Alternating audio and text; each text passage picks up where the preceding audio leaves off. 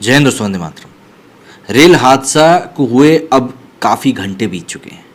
इन घंटों में क्या कुछ हुआ है, ये सभी चीज़ें मैं आपको बताने वाला हूँ। और बताऊँगा आपको ये भी, अगर आपको नहीं पता है कि इस रेल हादसे में कैसे क्या कुछ चीज़ें हुई और आज हम किस स्थिति में खड़े हुए हैं, सरकार की तरफ से क्या कुछ कदम उठाए गए हैं और क्या चीज़ें इन लोगों के लिए की जा रही हैं जो कि इसमें घायल हुए हैं या मृत हुए। सबसे पहली बात तो यही है कि उड़ीसा के बालासोर में हुई दर्दनाक रेल हादसे से पूरा देश सन्न है। हादसे में अब तक 275 से भी ज़्यादा लोगों की मौत हो चुकी है और करीब 1100 से भी ज़्यादा लोग जख्मी हुए हैं। हादसे के 60 घंटे बाद अभी तक कुल 187 शवों की पहचान नहीं की जा सकी। ऐसे में जब इनकी पहचान नहीं हो पाती है तब इन्हें सुरक्षित रखना उड़ीसा प्रशासन के लिए एक बड़ा चुनौती बन चुका है। रेलवे ने बालासोर ट्रेन दुर्घटना की सीबीआई जांच की मांग करी है। रेल मंत्री अश्विनी वैष्णव ने कहा है कि हादसे की असली वजह और इसके लिए जिम्मेदार लोगों की पहचान कर ली गई। रेल हादसे पर सियासत भी शुरू हो चुकी। विपक्षी पार्टियां रेल मंत्री अश्विनी वैष्णव से इस्तीफा मांग रही हैं।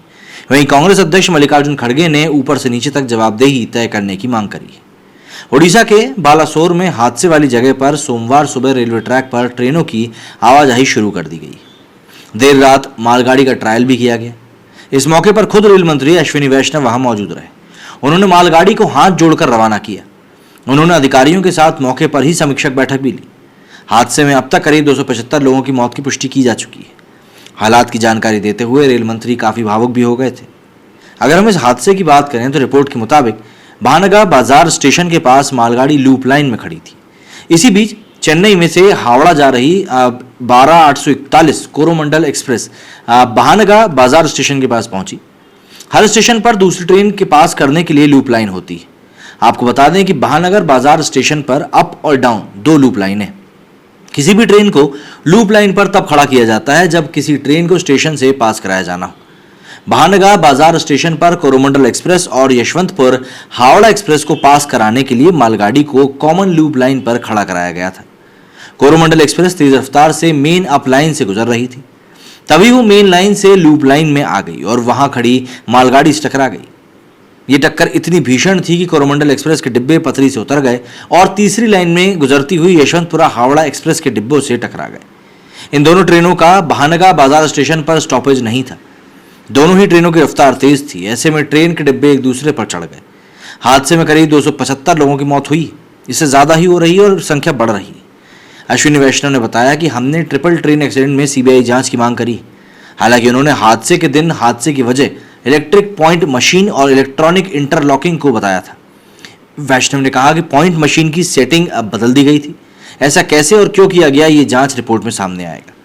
वैष्णव ने कहा कि इस भयानक घटना के मूल कारण की पहचान कर ली गई है। मैं विवरण में नहीं जाना चाहता, रिपोर्ट आने दीजिए। मैं सिर्फ इतना कहूंगा कि हादसे की असली वजह और इसके लिए जिम्मेदार लोगों की पहचान अब कर ली गई है। बताया जा रहा है कि अभी करीब 187 शवों की पहचान नहीं कर पाए हैं कोई भी। इनमें से 110 शव एम्स भुवनेश्वर में रखे गए। बाकी को कैपिटल हॉस्पिटल, अमरी अस्पताल, राम अस्पताल और कुछ सम अस्पताल और कुछ अन्य निजी अस्पतालों में रखे गए। यात्रियों के परिजनों को NOCCI बिजनेस पार्क में उमड़ रहे हैं। यहाँ मृतकों की फोटो लगाई गई है। अश्विनी वैष्णव केंद्रीय मंत्री धर्मेंद्र प्रधान के साथ ट्रेन दुर्घटना स्थल पर डेरा डाले हुए हैं।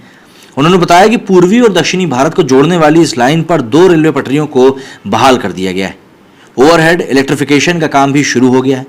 अधिकारियों का कहना है कि जब तक इलेक्ट्रिफिकेशन का काम शुरू नहीं होता तब तक केवल डीजल इंजन ही चलाए जा सकते हैं और इलेक्ट्रिक ट्रेनों के चलते में 3 दिन और लग सकते हैं।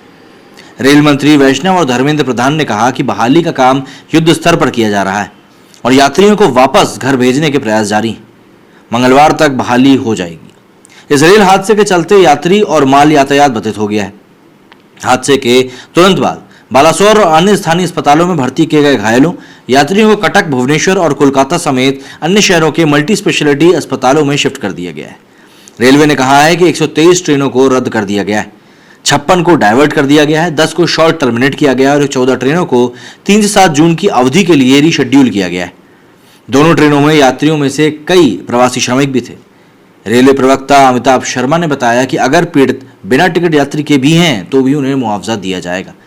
ये सुप्रीम कोर्ट के आदेश के अनुरूप है। रेलवे ने अब तक करीब 285 यात्रियों या उनके परिजनों को करीब 3.25 करोड़ रुपए का मुआवजा दे भी दिया है।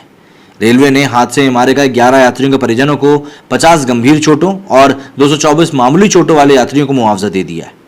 इस बीच सुप्रीम कोर्ट में एक जनहित याचिका दायर करी जिसमें ट्रेन दुर्घटना के कारणों की जांच करने के लिए एक सुप्रीम कोर्ट के रिटायर्ड जज की अध्यक्षता में एक जांच आयोग गठित करने के लिए केंद्र को निर्देश देने की मांग करी गई। वकील विशाल तिवारी द्वारा दायर याचिका में दावा किया गया है कि कवच प्रणाली टक्कर रोधी प्रणाली को जल्द से जल्द लागू नहीं करने से बड़े पैमाने पर जान माल का नुकसान हुआ है और सार्वजनिक संपत्ति को नुकसान पहुंचा है। कई विपक्षी नेताओं ने इसी तरह के आरोप लगाए हैं। हालांकि रेल मंत्री ने कहा है कि कवच का दुर्घटना से कोई लेना देना नहीं था। अब यहां पर एक शक साजिश या हादसे की तरफ जो जा रहा है वो उसमें साजिश की बात सामने आ रही है। दरअसल रेलवे के शीर्ष अधिकारियों ने पॉइंट मशीन और इंटरलॉकिंग सिस्टम कैसे काम करते हैं इसका जिक्र करते हुए कहा कि सिस्टम एरर प्रूफ और फेल सेफ है। हालांकि उन्होंने किसी बाहरी हस्तक्षेप की संभावना से इनकार नहीं किया। रेलवे ने ड्राइवर की गलती और सिस्टम में खराबी से इनकार किया है। साथ ही कहा कि ट्रेनों के ओवर स्पीडिंग का भी कोई मामला नहीं। समाचार एजेंसी के मुताबिक एक अधिकारी नाम ना बताने की शर्त पर बताता है कि अंदर या बाहर से छेड़खानी या फिर तोड़फोड़ का मामला हो सकता है। हमने किसी भी चीज़ से इस समय इनकार नहीं किया है। अगर हम पिछले कुछ 60 से 62 घंटों की बात करें तो शनिवार शाम 6:50 पे कोरोमंडल एक्सप्रेस लूप लाइन में खड़ी मालगाड़ी से टकराती है। 6:55 पे मालगाड़ी से टकराने के बाद कोरोमंडल के कुछ डिब्बे दूसरी लाइन से गुजरती हावड़ा सुपरफास्ट एक्सप्रेस से टकरा जाते हैं। शाम को 7:10 पे स्थानीय प्रशासन और लोग इकट्ठा हुए और रेस्क्यू में जुट गए। 8 से 9 बजे तक पूरा प्रशासन, डॉक्टर, एम्बुलेंस मौके पर पहुंचे। रेस्क्यू अभियान तेज कर दिया गया। इसके बाद पूरी रात रेस्क्यू अभियान चला।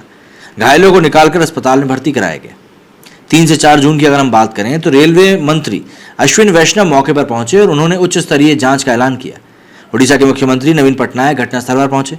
रेलवे ने बताया कि रेस्क्यू अभियान पूरा हुआ, पटरियों को ठीक करने का काम शुरू हो चुका है। वहीं पीएम मोदी ने भी मौके पर पहुंचकर रिव्यू मीटिंग ली। पश्चिम बंगाल की मुख्यमंत्री ममता बनर्जी घटनास्थल पर पहुंची। स्वास्थ्य मंत्री मनसुख मांडविया ने एम्स भुवनेश्वर के डॉक्टरों की टीम घटनास्थल पर भेजी। पीएम मोदी घटनास्थल पर पहुंचे और रेस्क्यू अभियान का जायजा लिया। उन्होंने रेल मंत्री और अधिकारियों से भी बातचीत करी। पीएम मोदी ने अस्पतालों में घायलों से मुलाकात करी। 4 जून की रात तक ट्रैक को सही कर दिया गया। रेलवे ने सीबीआई जांच की सिफारिश भी कर दी। ट्रैक पर मालगाड़ी का ट्रायल लिया गया और ट्रैक पर ट्रेनों की आवाजाही शुरू हो चुकी है। लेकिन आखिर में अभी भी सवाल वही बना हुआ है कि आखिर जिम्मेदार कौन है। क्या कहना है आपका इस बारे में कमेंट करके जरूर बताइएगा। मेरे स्टूडियो फिलहाल इतना ही। जय हिंद, जय भारत।